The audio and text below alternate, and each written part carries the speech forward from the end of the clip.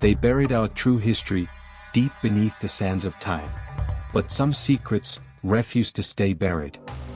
What if everything we know about human history is wrong? Wind slides through broken ruins. Stone pillars rise like teeth against a fading sunset. Old scrolls sleep under dust, ink eaten by time. These are pieces of a story older than history, one that whispers of gods, giants, and truths erased from our books. For centuries, we've believed humans rose from small tribes, carving tools, building shelters, then slowly shaping cities.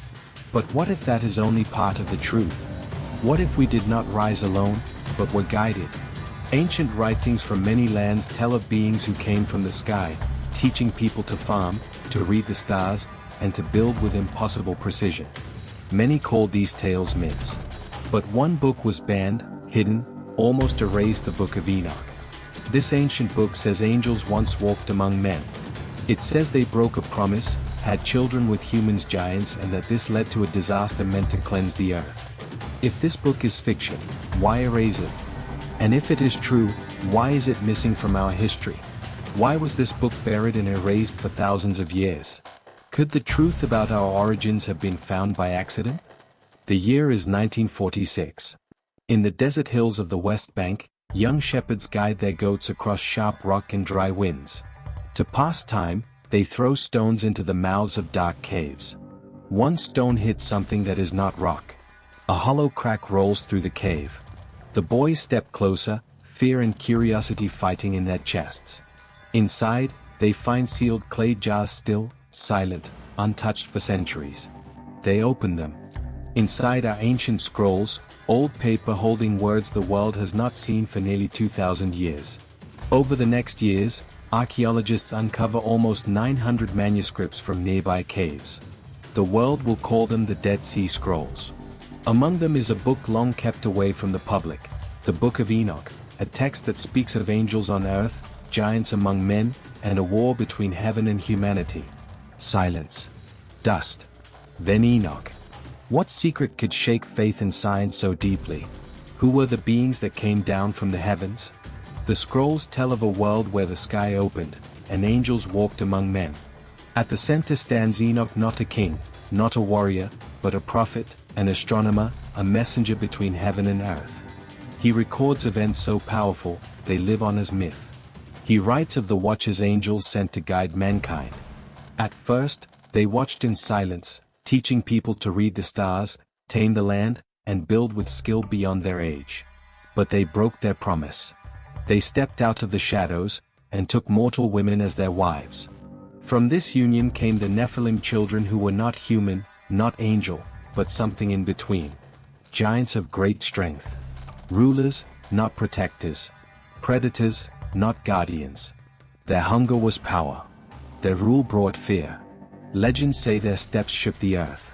If giants truly walked the earth, where are their remains? What crime angered the gods enough to flood the entire world? The birth of the Nephilim broke the balance of creation. Violence spread. The land suffered. The people cried out.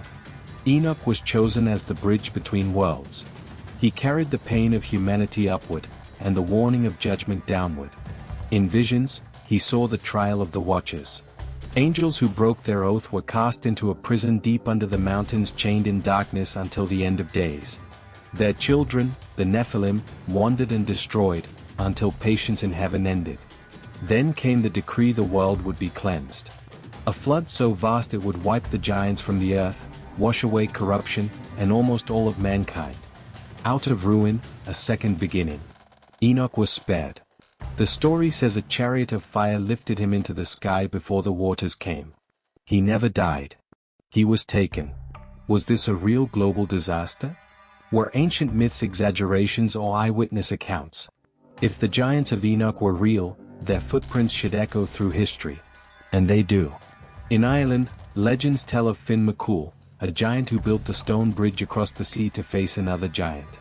That bridge still stands today, 40,000 basalt columns rising from the water, called the Giant's Causeway.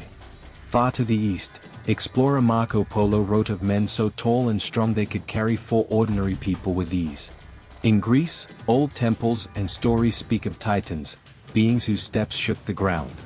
From Norse tales of frost giants to Native American stories of bone-white giants, from Africa to Asia, cultures separated by oceans and centuries tell the same thing: towering beings who ruled, then vanished. Yet modern books call these tales fantasy. Some say scrolls that mention them were hidden. Some claim bones that could prove this were lost, or kept away from public view. Are these only myths, or pieces of a truth too dangerous to share? If so many cultures remember giants, what are we missing? Who decides what truths humanity is allowed to know? Centuries after Enoch, a new struggle began, not between angels and men, but between men and power. As Christianity spread, early leaders faced a choice: which stories would define faith, and which would be erased. At first there were many books, gospels, visions, and old scrolls passed between believers. Some told of wonders. Some spoke of hidden wisdom. But unity brings control, and control brings power. So leaders met in councils to decide what the world was allowed to read. The Bible, we know, is a book of faith and history, but it was also shaped by politics. Many texts never entered the official Bible. The Book of Enoch disappeared from the canon. The Gospel of Mary, which says she was closer to Jesus than any disciple, fell silent. A text linked to Peter speaks of two giant angels lifting Christ from the tomb. Few ever see it today. These books were not lost by accident. They were removed on purpose. The question is why? Fear? Control? Or knowledge that could break the story we were taught? What secret was too dangerous for the world to read? Could one man have been the architect of all ancient wisdom? The Book of Enoch calls him a messenger. Older legends go further. Across civilizations his name changes, but the figure remains. To the Egyptians, he is Thoth, god of wisdom and writing. To the Greeks, Hermes Trismegistus, master of knowledge. In Arabic tradition, Idris, the enlightened one. Maybe these are not separate men but reflections of one teacher, the same mind seen through different cultures. Ancient stories say Enoch ruled for 243 years. They say he mapped the stars, learned the measure of time, and passed down laws of number and stone. Some even credit him with designs behind great monuments like the Great Pyramid of Giza, set with math and alignment far beyond its age. His name means initiated, chosen to carry secret knowledge, and to make sure it would not die. He was taught, then he taught.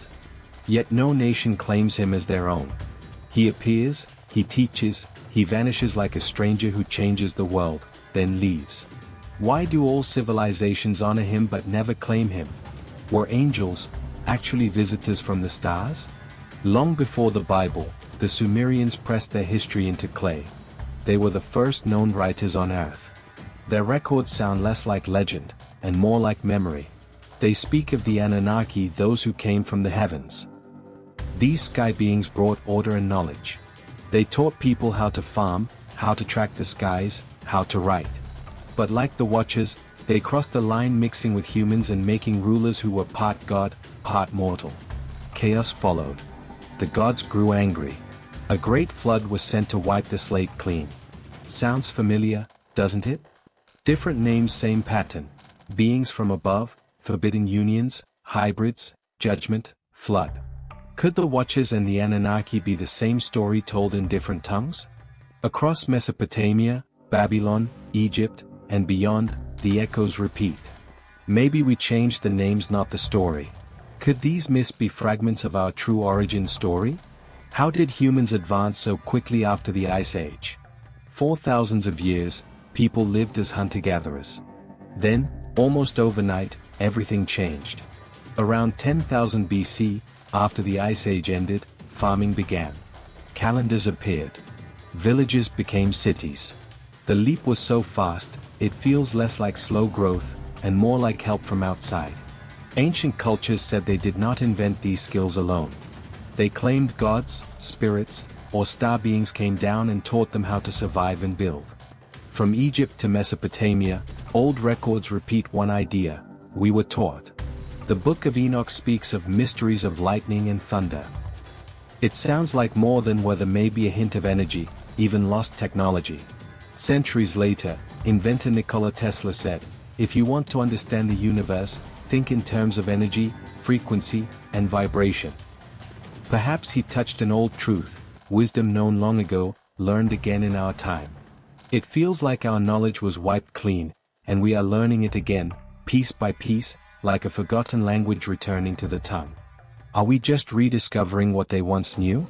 What if Eden's story wasn't a fable, but a warning?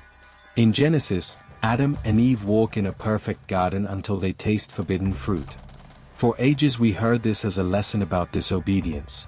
But what if the fruit was not a thing to eat, but knowledge, power, science, wisdom that humans were not ready to hold? What if the serpent was not only a tempter, but a teacher, a watcher, or even an Anunnaki offering sight before its time? Their eyes opened. Consciousness awakened. And as with the Nephilim and their makers, that awakening brought consequences. Ancient writers may have hidden truths inside hidden stories, turning cosmic events and advanced knowledge into symbols and parables. Enoch's visions, Sumerian tablets, and Eden's garden carry the same warning. Our story may have been shaped by forces beyond this world, and our history may have been rewritten. Maybe that's why myths across cultures feel like scattered pieces of one great tale. Maybe Eden was not the first beginning, but a reminder of what we had already lost. We are remembering what we forgot.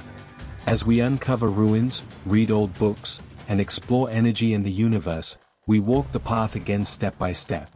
If the first civilizations weren't fully human, then what does that make us?